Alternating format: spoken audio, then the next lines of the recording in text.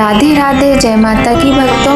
आप सभी का स्वागत करती हूँ स्पिरिचुअल ज्ञान साधना में और आप सभी से अनुरोध करती हूँ कि स्पिरिचुअल ज्ञान साधना को सब्सक्राइब कर लीजिए और बेल आइकन को प्रेस कर दीजिए ताकि आपको नई नई वीडियोस का नोटिफिकेशन। जय माता की, राधे राधे भक्तों, जय सूर्यदेव भगवान की। कैसे हैं आप सभी लोग? आशा करते हैं सभी लोग बहुत अच्छे होंगे। बताने के लिए कमेंट में जय माता की राधे राधे अवश्य ही लिखिएगा। भक्तों, आज रविवार का दिन है और रविवार के दिन भगवान सूर्य नारायण की व्रत और पूजा का वार माना जाता है। वैसे तो हमें प्रतिदिन सूर्य नारायण भगवान को जल अर्पित करना चाहिए, किंतु रविवार भगवान सूर्य नारायण को समर्पित दिन है।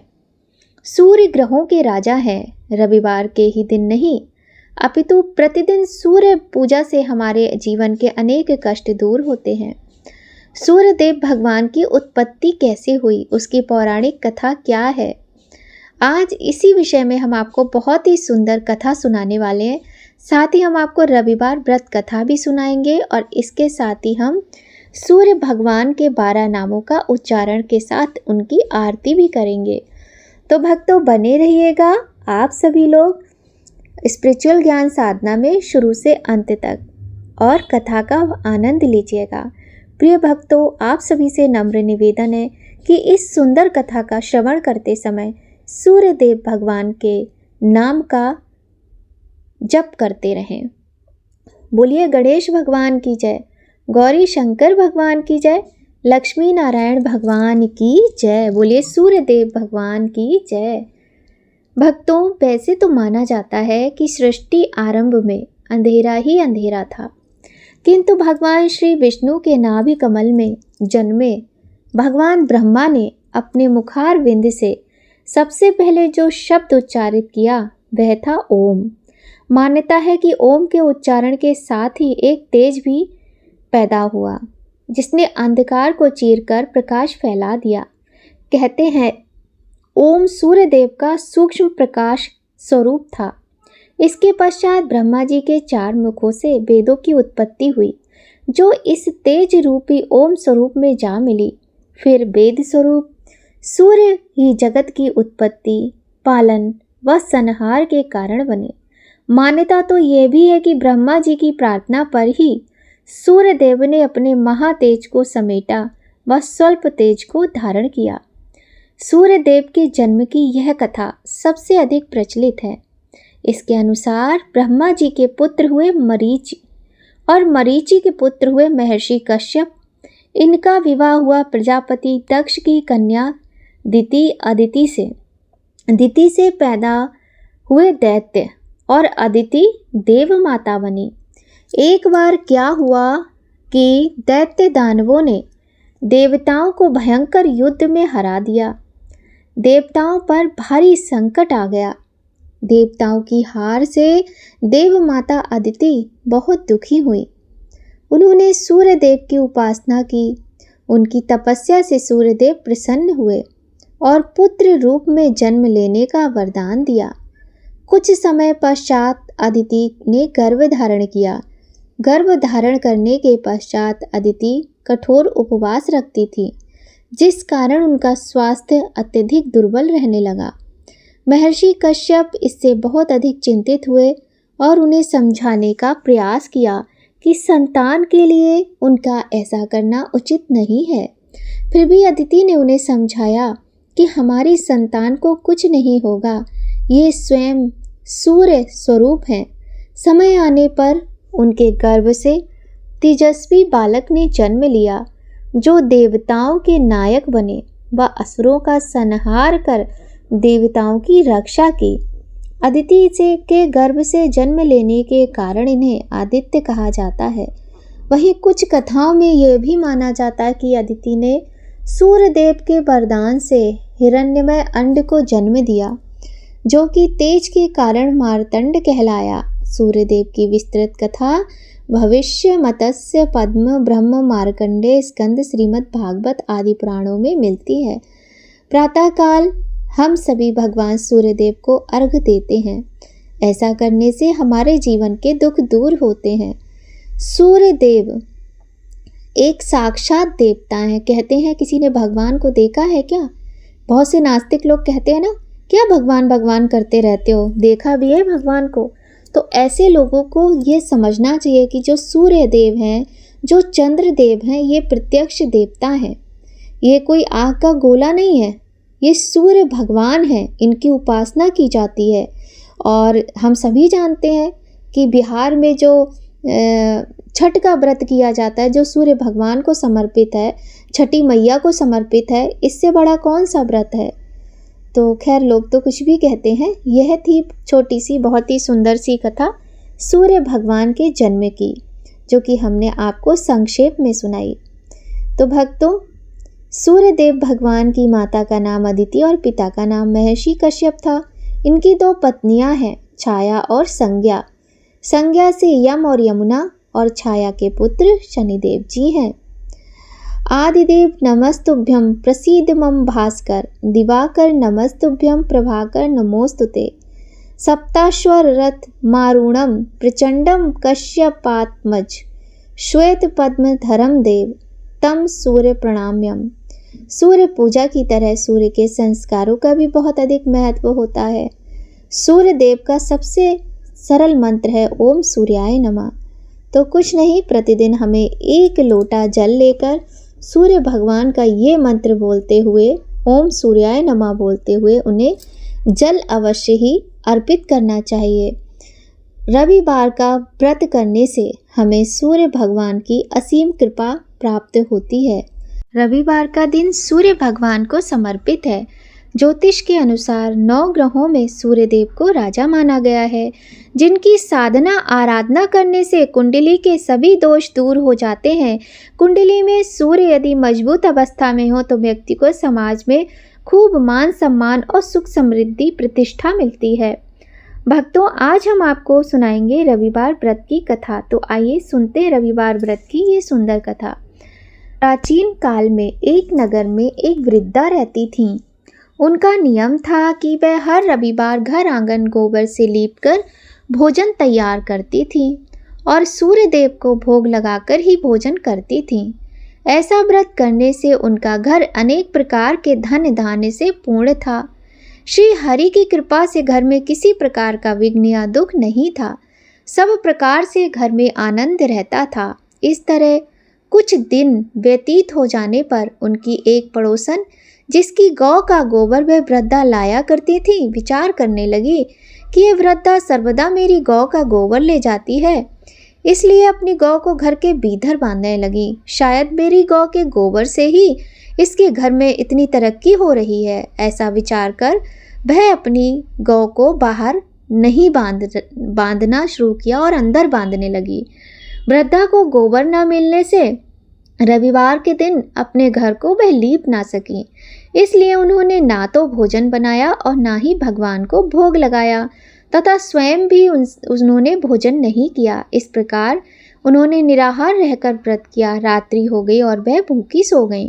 रात्रि में भगवान ने उन्हें स्वप्न दिया और भोजन न बनाने तथा भोग न लगाने का कारण पूछा।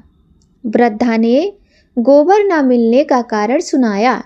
तब भगवान ने कहा, माता, हम तुमको ऐसी गौ देते हैं जिससे सभी इच्छाएं पूर्ण हो जाएंगी, क्योंकि तुम हमेशा रविवार को गौ के गोबर से लीपकर भोजन बनाकर मेरा भोग लगाकर स्वयं भोजन करती हो।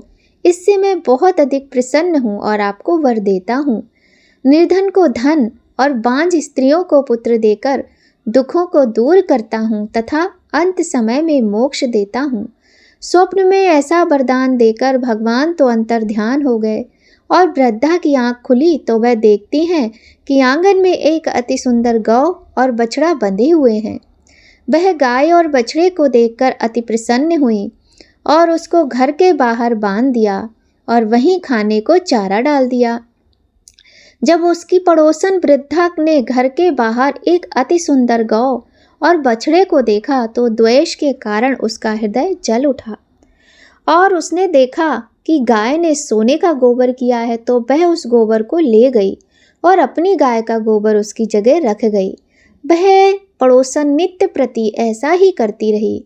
सीधी सादी वृद्धा को इसकी कोई खबर नहीं होने दी। तब सर्वव्यापी ईश्वर ने सोचा कि चालाक पड़ोसन के कर्म से वृद्धा ठगी जा रही हैं। तो ईश्वर ने संध्या के समय अपनी माया से बड़े जोर की आंधी चला दी। वृद्धा ने आंधी के भय से अपनी गौ को भीतर बांध लिया। प्रातःकाल जब वृद्धा ने देखा कि गौ ने सोने का गोबर दिया तो उसके आश्चर्य की सीमा न रही और वह प्रतिदिन गौ को घर के भीतर बांधने लगी। उधर पड़ोसन ने देखा कि बुढ़िया गौ को भीतर बांध रही है, बाहर बांधना बंद कर दिया है और उसका सोने का गोबर उठाने का दांव नहीं चल रहा है। तो वह ईर्ष्या और डाह से जल उठी और कुछ उपाय ना देख पड़ोसन ने उस देश के राजा की सभा में जाकर कहा, महाराज, मेरे पड़ोस में एक वृद्धा के पास ऐसी गऊ है जो आप जैसे राजाओं के ही योग्य है। वह नित्य सोने का गोबर देती है। आप उस सोने से प्रजा का पालन करिए। वह वृद्धा इतने सोने का क्या करेगी? राजा ने यह बात सुनकर अपने दूतों को वृद्धा के घर से गऊ लाने की आज्ञा दी। वृद्धा प्रातः ईश्वर का भोग लगा भोजन ग्रहण करने जा ही रही थी कि राजा के कर्मचारी गऊ खोलकर ले गए। वृद्धा बहुत रोई चिल्लाई, किंतु कर्मचारियों के समक्ष कोई क्या कहता। उस दिन वृद्धा गऊ के वियोग में भोजन न खा सकी और रात भर रो रो कर ईश्वर से गऊ को पुनः पाने के लिए प्रार्थना करने लगी। इस प्रकार से वृद्धा को रोता बिलखता देखकर भगवान को अत्यधिक क्रोध आया। उधर राजा गऊ को देखकर बहुत प्रसन्न हुआ, किंतु जैसे ही राजा सुबह उठा तो उसने देखा कि पूरा महल गोबर से भरा हुआ दिखाई दे रहा है। चारों तरफ से बदबू आ रही है गोबर की। राजा यह देख घबरा गया। भगवान ने रात्रि में राजा को स्वप्न में कहा कि हे राजा, गाय वृद्धा को लौटाने में ही तेरा भला है। उसके रविवार के व्रत से प्रसन्न होकर मैंने उसे गाय दी थी। प्रातः होते ही राजा ने वृद्धा को बुलाकर बहुत से धन के साथ सम्मान सहित गऊ बछड़ा लौटा दिया। उनकी पड़ोसन को बुलाकर उचित दंड दिया। इतना करने के बाद राजा के महल से गंदगी दूर हो गई। उसी दिन से राजा ने नगरवासियों को आदेश दिया कि राज्य की तथा अपनी समस्त कामनाओं की पूर्ति के लिए रविवार का व्रत करो। व्रत करने से नगर के लोग सुखी जीवन व्यतीत करने लगे। कोई भी बीमारी तथा प्रकृति का प्रकोप उस नगर पर नहीं होता था। राजा की सारी प्रजा सुख से रहने लगी और रविवार का व्रत करने लगी। बोलिए सूर्य नारायण भगवान की जय। प्रिय भक्तों, यह थी रविवार व्रत की कथा। भक्तों, रविवार के व्रत कम से कम 12 व्रत किए जाते हैं। यदि संभव हो सके तो पूरे वर्ष व्रत करना चाहिए। सूर्य भगवान को जल देने के बाद भगवान सूर्य के बीज मंत्र की कम से कम 3 माला का जाप अवश्य करें। इसके बाद रविवार की व्रत कथा पढ़ें और व्रत के दिन लाल रंग के वस्त्र धारण करें। सूर्य भगवान की पूजा अर्चना आराधना आरती करें और इस दिन मीठे भोजन का ही आपको प्रयोग करना होता है। मीठे भोजन को धारण करके आप इस व्रत को करें और अपने जीवन से कष्टों को दूर भगाएं। बहुत ही सुख शांति समृद्धि देने वाला ये व्रत है। साथ ही यह भी ध्यान रखना चाहिए कि सूर्य भगवान के प्रकाश के रहते ही इस व्रत में खाना और पीने का विधान होता है। शाम को जब सूर्य नारायण अस्त हो जाते हैं उसके बाद जल भी ग्रहण नहीं किया जाता है। रविवार व्रत में नमक का प्रयोग सर्वथा वर्जित होता है।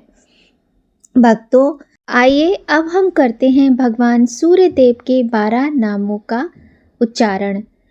रविवार के दिन इन 12 नामों का जप करने से हमें सूर्य भगवान की असीम कृपा प्राप्त होती है। ओम सूर्याय नमः, ओम भास्कराय नमः, ओम खगाय नमः, ओम पुष्णे नमः, ओम मारीचाय नमः, ओम आदित्याय नमः, ओम सावित्रे नमः, ओम रवये नमः, ओम मित्राय नमः, ओम भानवे नमः, ओम आर्काय नमः, ओम हिरण्यगर्भाय नमः। इस प्रकार से ये सूर्य देव के 12 नाम है। यदि हम रविवार के दिन सूर्य देव के इन 12 नामों का जप करते हैं या हम सूर्य भगवान के प्रति पूजा अर्चना करके आदित्य हृदय स्तोत्र का पाठ करते हैं तो हमारी कुंडली से सूर्य ग्रह के समस्त दोष दूर होते हैं और हमें ईश्वर की कृपा प्राप्त होती है। आइए भक्तों, अंत में करते हैं आरती। जय जय जय सूर्य भगवान, जय हो दिनकर भगवान, जगत के नेत्र स्वरूपा तुम हो त्रिगुण स्वरूपा, धरत सब ही तब ध्यान। जय जय जय सूर्य भगवान, सारथी अरुण है प्रभु तुम, श्वेत कमल धारी, तुम चार भुजाधारी, अश्व है सात तुम्हारे, कोटि किरण पसारे, तुम हो देव महान। ओम जय सूर्य भगवान, उषा काल में जब तुम उदया चले आते, सब तब दर्शन पाते, फैलाते उजियारा, जागता तब जग सारा, करे सब तब गुणगान। ओम जय सूर्य देव भगवान, संध्या में भुवनेश्वर अस्ता चल जाते, गोधन तब घर आते, गोधूली बेला में, हर घर हर आंगन में हो तब महिमा गान। ओम जय सूर्य देव भगवान, देव दनुज नर नारी, ऋषि मुनि वर भजते, आदित्य हृदय जपते, स्तोत्रिय मंगलकारी, इसकी है रचना न्यारी, दे नव जीवन ध्यान। ओम जय सूर्य देव भगवान, तुम हो त्रिकाल रचयिता, तुम जग के आधार, महिमा तब अपरंपार, प्राणों का सिंचन करके, भक्तों को अपने देते, बल वृद्धि और ज्ञान। ओम जय सूर्य देव भगवान, भूचर जलचर खेचर सबके हो प्राण तुम्ही, सब जीवों के प्राण तुम्ही, वेद पुराण बखाने, धर्म सभी तुम्हें माने, तुम हो सर्वशक्तिमान। ओम जय सूर्य देव भगवान, पूजन करती दिशाएं, पूजे दश दिक्पाल, तुम भुवनों के प्रतिपाल, ऋतुएं तुम्हारी दासी, तुम शाश्वत अविनाशी, शुभकारी अंशुमान। ओम जय सूर्य देव भगवान, ओम जय सूर्य देव भगवान, जय हो दिनकर भगवान, जगत के नेत्र स्वरूपा तुम हो त्रिगुण स्वरूपा, धरत सब ही तब ध्यान। ओम जय जय सूर्य भगवान, बोलिए सूर्य देव भगवान की जय। तो भक्तों, आज की वीडियो में बस इतना ही। अगर आपको आज की ये वीडियो थोड़ी भी अच्छी लगे तो वीडियो को लाइक करें। चैनल पर यदि पहली बार आए हैं तो चैनल को सब्सक्राइब कर लीजिए, बेल आइकन को प्रेस कर दीजिए ताकि आपको महत्वपूर्ण वीडियोस का नोटिफिकेशन सबसे पहले मिले। तो भक्तों, आप सभी पर और हम सभी पर भगवान सूर्य नारायण की कृपा सदा बनी रहे, इसी कामना के साथ भक्तों, जय माता की, राधे राधे।